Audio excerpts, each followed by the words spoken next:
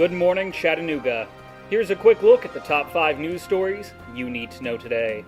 First of all, another shooting death in Chattanooga. Police say a man in his 20s was found shot to death last night in an alley near Vance Avenue. This on top of new police data that shows crime spiked in the city last year. The city's crime rate increased the most in Hixson and North Chattanooga and was also up sharply in Brainerd. Downtown was the only area to see a decrease. Total reported crimes also went up by 7%. Police Chief Bobby Dodd says the spike in crime just looks like a big increase because crime has actually gone down for the past 10 years. Last year, the crime rate was 1,037 per 100,000 people for violent crimes, including homicide, rape, and aggravated assault. Officers were able to close 38% of those cases. Police have also noticed a spike in robberies, mainly at restaurants and convenience stores.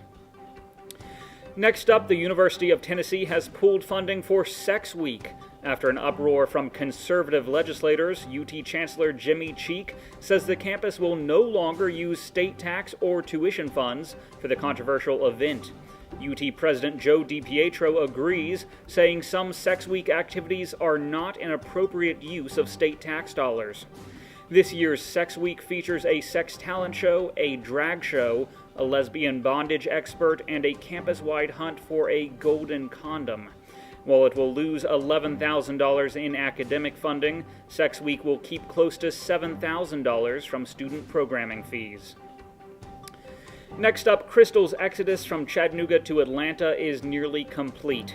Though the fast food company's sign could remain on the Krystal building until December, almost all of the workers at the former headquarters will be gone by April.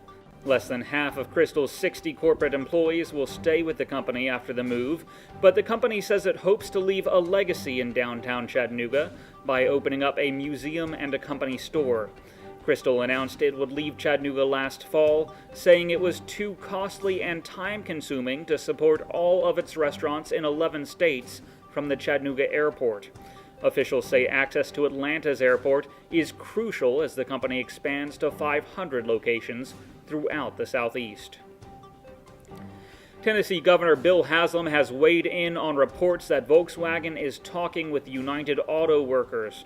Haslam says workers at the Chattanooga plant are happy without a union and that he would hate for anything to happen that could hurt the factory's productivity. The governor says Volkswagen puts a lot of focus on employee satisfaction, but that the decision to start a works council is ultimately up to the company and its 3,000 employees. Formal talks with the union could begin as early as this summer. Lastly, John Shulman has been dismissed as coach of the Chattanooga Mocs men's basketball team. Shulman had 1 year left on his contract with UTC that paid him $138,000 per season.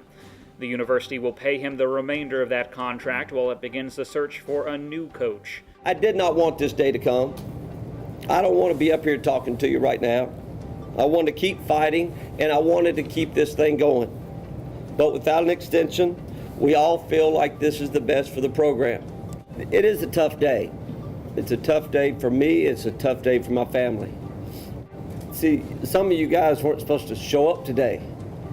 I didn't want to see you because it hurts. And now it's time to say goodbye.